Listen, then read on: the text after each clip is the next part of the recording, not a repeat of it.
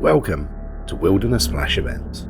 I know this is where I normally talk to camera, but it's a bit busy here today. So obviously, as this update is about the wilderness, and it has one reward specifically aimed at clue scrollers, of course, I had to do a video on it. So what are Wilderness Flash Events? Well, Wilderness Flash Events are events that happen every hour on the hour in the wilderness. Now, if you look at the original post by Jagex, it says that there were 16 different wilderness events possibilities. 6 of them were listed as combat and 10 of them were listed as skilling, so it looked a bit uneven. But if you actually look a little bit closer, when you take into account the fact that there's normal and special events, if we look at the normal events, there are actually 5 normal combat events and there are 5 normal skilling events. Then when you look at special events, there is 1 normal combat event, that's the K.B.D, and there's 1 normal skilling event, which is the Evil Tree, but that has 3 phases and they were all listed as separate events, even though they all take part during the same event, just different phases. The Fallen Star is a little bit different because it's actually a hybrid event. The first phase is skilling, the second phase is killing, but we'll deal with these later on when we specifically look at the different events. Also released alongside these Wilderness Flash events are 2 mini-quests, the first 2 parts of the Civil War mini-quest series. Now, the first one is really simple. You talk to a couple of NPCs and kill some demons. If you've already gone and killed the demons in the wilderness and got the tier 3 upgrade for your wilderness spiky box thing, you don't need to do the kill the demons again. All you need to do is talk to 2 NPCs. The second part, it's talk to the same 2 NPCs and also take part in 4 of these Wilderness Flash events. Again, if you've already done 4 Wilderness Flash events, you don't need to do them again. You can do 4 Wilderness Flash events, then do the quest, and it's literally just talk to 2 NPCs. It doesn't matter the order you do them in, as long as they're done. As for which events you should do if you're trying to do them just to get the mini quest done, the skilling events are much easier. Even if there's a lot of people, it's just literally collect from a node, hand stuff in, collect from a node, hand stuff in. The combat events at the minute are very busy. Day 1 they were almost impossible. They're still quite busy, and the biggest problem you'll have there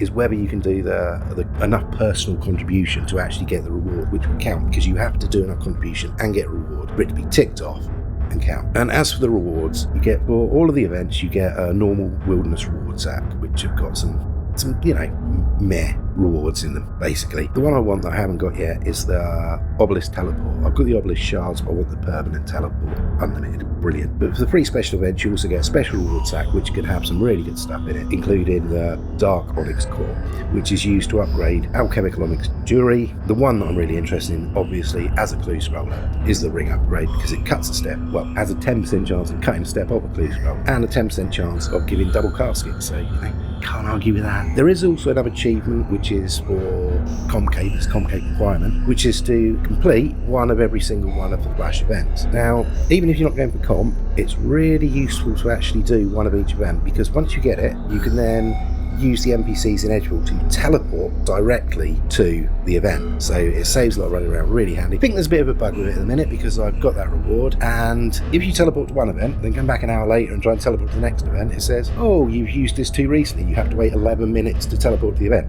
As these events are over in 2 minutes, having to wait 11 minutes to teleport to it isn't really a lot of use. Now, you don't have to do this to start an event, which is talk to these 2 NPCs here you see in Edgeville. But if you talk to them, you can find out when the next event is and where it is, what it is, and that sort of thing. It's really useful. But you can go on the wiki and look at a list. Now, a list every day of exactly what events are on when, so you can pick and choose when you need to go. Another thing I really need to talk about is the threat level system. It's something I've spoken about in the past and the problems I think with it. So I asked this question as soon as these Wilderness Flash events ran. I asked this question on Twitter, see what happened. I got an answer from Mod Abe or Mod Abe, I'm not sure how to pronounce your name, sorry. And he said the way it will work is, at the end of the event, you will get a big boost to the amount of threat level that you have. And it's like, alright, fair enough. So I'm guessing it's going to go up at the slow rate. And it does. It goes up at the same slow rate you would normally get when doing a Slayer task. It doesn't escalate really, really quickly, like when you're chopping back from bolts or something. So it's quite a slow escalation, and you'll start off with threat level 0, which is nothing. If you get a fireball come flying at you, you can literally just ignore it. It's going to do 400 HP damage. You can just ignore it. If you get a mob spawn, it will be a single monster, and it will be quite low level, so you'll easily be able to kill it, as long as you have the Slayer level, because if you get unlucky and it's got a Slayer level that you don't have to kill it, then the best thing you can do is just run away, wait 20 seconds for it to despawn, and then return. Now, by the end of the event, because the events are over in like 2 minutes, 3 minutes maximum, you'll only be at about threat level 1 before the end of the event. Sometimes you finish with threat level 2 if it's over really quickly. That massive boost of threat level you get at the end only puts you up to level 3. Again, it is not worth worrying about, especially as it's the end of the event. You're leaving the wilderness anyway. Most of these events are below level 20, so you can just teleport out. Even if it's a higher level, even if it's about 30 where you can't even use a special wieldy teleport to get out, all you got to do is run south. You'll soon get away from the monsters because they slowly plod along, and then teleport out. So do not worry about the threat level. One thing I will say though, which I've only just found out, and I haven't seen on the wiki and I haven't heard anyone talk about it anywhere else, so this is quite important to listen to. The skilling events, you can get killed partaking in the skilling event. A friend of mine died doing the divination event, and I also took damage because I got this little notification. I'll put it up on the screen here, which is saying, I didn't really notice at the time, but I sort of read back later. I did see it, but I didn't really, I don't pay attention. But it said that the divination energy that you have picked up is unstable. Do not move until you have stabilised it or removed it from your inventory. I just ignored it and I was fine. My mate ignored it, he died. I didn't laugh that much. Anyway, just a word of warning. And I know in some of the other events like the flowers, I think you can get some poisonous flowers. I think you can get poisonous butterflies as well. I'm not 100% sure. There's no information about this on the wiki, but just be aware that you can take damage doing the skilling events as well as the combat events. The threat system don't worry about, but be careful of the mechanics in the skilling events. For that reason, always take your wilderness spiky box thing, because that reduces damage as long as you've got it upgraded enough. Always take Excalibur, because it's free healing. You don't really need much else for the basic events. We'll get on to the harder events later. So the best place for me to start talking about these events is with the normal combat events, because they're pretty much cut and paste. There are a few little differences that I will explain. So to start with, you've got the remote incursion. Now this is just outside the exit from Demonheim into the wilderness. If you teleport into Demonheim and you run southwest, you get to the little gate where the guards will warn you back in the wilderness. Literally just outside there is remote incursion. Now, like I say, these cut and paste events, what happens is a load of monster spawn, you get a mob spawn, and you just have to do 70k personal damage to get the reward. Plus, as a group, you have to actually defeat the mob. So that's quite a simple one. Best thing with all of these is if you've got cycle target, keybind, hit a target, and just keep hitting cycle target and ability, cycle target and ability. Preferably an AoE ability. Greater Chain is brilliant, or Dragon Breath, or Greater Ricochet, anything like that is really good. And just cycle target and just try and hit as many AoE abilities. Just try and tag as many enemies you can. If it's really busy, you might struggle to hit the 70k. Once it starts quieting down, it should get a lot easier.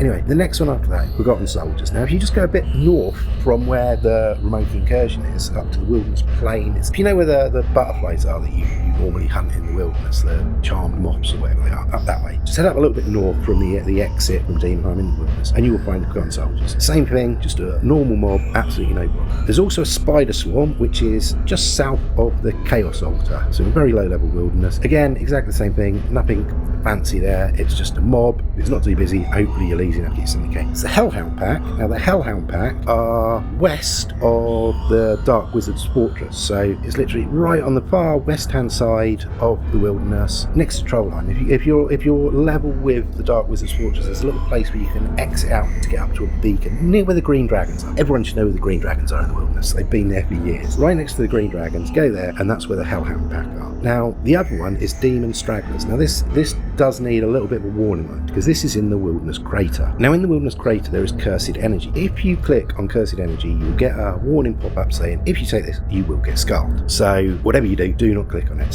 And the good thing is the spawn is well away from it. The spawn is on the northwest side of the Edicts of Guthix, and all the Cursed Energy is on the southeast side, so you shouldn't accidentally click it, but just be aware that, do not click on the Cursed Energy, you do not want to get scarred. So, onto the skilling events. The first one is butterflies. Now, these butterflies are found by the level 13 Wilderness Obelisk, so if you go to the Wilderness Lodestone and just run slightly southeast, you'll see the obelisk, and they will spawn around there. I've been told some of these can be poisonous, so, don't eat the butterflies, just be careful. What you got to do is catch 25 butterflies, hand them into the NPC. As long as you get your 25, as long as enough people get the correct amount to do the thing, job done. Simple. Next one is flowers. Again, go to the Wilderness Lodestone and just go south and you'll find a pond, and the flowers will spawn around the pond. Now, when they spawn, they look like little crystal 3-pointed things, and you click on them to water them and nurture them. Once they've grown, you pick the flowers, spam click like mad, spam click like mad. Once you've got 25, hand them into the NPC, job done. Some of these can be poisonous, so again, don't eat the flowers. The next one is mining event, something outcrop. You just get some mining things spawn. They spawn at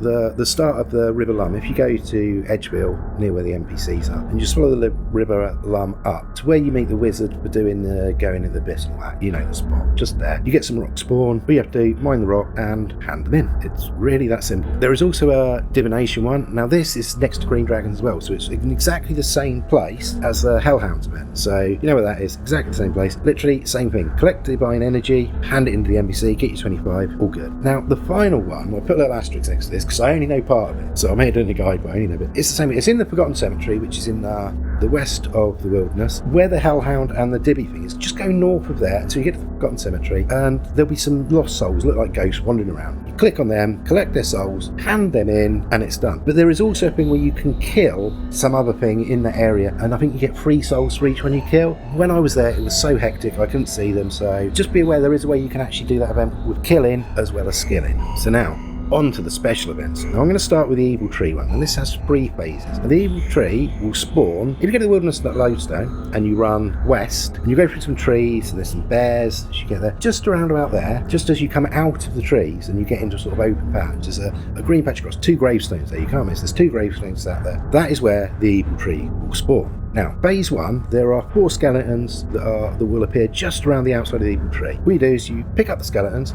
get a full inventory of them, click on the skeletons to grind them, and then nurture the tree with the skeletons. You know, bone meal. Trees love bone meal. Anyway, keep doing that until you've given them enough, and as soon as you've done enough, that's that. First phase is done. Second phase, you chop the tree. So it's just click on the tree and chop. Your inventory with kindling. Doesn't matter, you'll keep chopping once your inventory is filled up with kindling. Just keep chopping.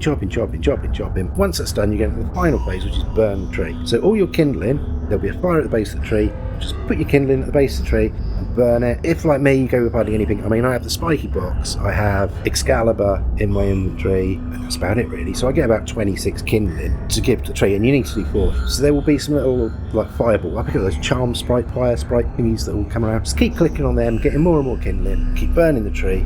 Once you've done it, you will get your next bag, because each phase you'll get a normal rewards bag. Once the final phase is finished, you'll get a special rewards bag, and who knows, you could get really lucky and get a Dark Onyx core. I keep getting dragon eggs, black dragon eggs, and that is really, really annoying because they're black and they're round, and I see them and I think, yes, I've got another black dragon egg. So the next event I'm going to talk about is the Star. Now, like I say, this one is a bit different because it's a hybrid event. It also has 2 phases. The first phase is just like any fallen star. You just have to mine it to get to the core. So, you know, good pickaxe should help. Anyway, this is also by the Chaos Altar. If you've been to the Chaos Altar before, you know you enter from the north side. Well, just as you go to the entrance to the north side, you just go out and just go slightly east. There's a little nook around the outside where the lava is. That is where it will spawn. So the first phase is just mining. Once you get onto the second phase, a load of pyre fiends will spawn out of the star, and you just have to kill them. So, you know, again, any sort of weapon, AoE abilities, you know, if you use Hurricane or Chain or Ricochet or whatever, it gets really hard to see them because the amount of people that use Magma Tempest and you're trying to spot like pyre fiends in the middle of Magma Tempest, it is tricky. And again, for each one of these phases, you get a normal rewards bag, and at the end, you get a special rewards bag. So I've left the biggest one for last. The K.B.D spawns at the Wilderness Plains. So it's the same place that you had the Forgotten Warriors, that event there. And it will start off, the K.B.D will spawn, there'll be some other dragons around, and there are mechanics to it. It's not the normal K.B.D you think about. This thing is, well, it's the same size, but its HP is massive. I've heard of it scaling up to have like 7 million HP. Yeah, not joking, 7 million HP. And it can kill you. Be very aware of that. It can kill you. Best advice I can give you is try not to be in the crowd. Try and be on the edges so you can see your HP bar clearly. Not as easy as it says because there's a lot of people there. Now to start with, there'll be some other dragons spawn around it, and when I first clicked on it, it said you can't do it because the minions are protecting it. It's invincible with it. So I just started hitting some other dragons, and then, you know, it was so hectic, and then I was going on. Started attacking the K.B.D, it was doing damage. Wonderful. And then I realised I was nearly dead. So I quickly panicky, get out of the crowd to see my HP bar, carry on attacking, got my damage cap, no problem. I was using SGB with the Jazz Dragonbane arrows, and you know, I was spam clicking Greco and the SGB spec, no problem doing the damage. I can't give advice. Hopefully at some point someone who actually understands PBM will actually be able to give you, like, you know, a better idea of the good ways to kill it. That's not me. I'm no PBM expert. Just saying, be very careful there because you can die. So that's that. I think I've covered everything. I hope I've covered everything. If there are X-Wings, I might end up making another video, but I doubt it. I just wanted to go through the basics. Like I say, it's in the wilderness. I've spent a lot of time in the wilderness, and it does have a clue scroll reward, so I had to get involved. There was one other bonus of doing this, which is something I never thought I would manage. But I did actually comp. I can't believe I actually comped, because I never thought I'd do this. I have to admit, the only reason that I even ever considered comping was when they made the changes to the comp cape and they removed a lot of the harder things, and I went, oh, actually that doesn't look so bad now if you just take it step by step by step by step. So yeah, I've got a comp cape. Wow, who'd have thought it? Anyway, I won't be wearing it that often because, you know, I'm a Darkscape boy. I'm always going to be wearing this proudly. See ya!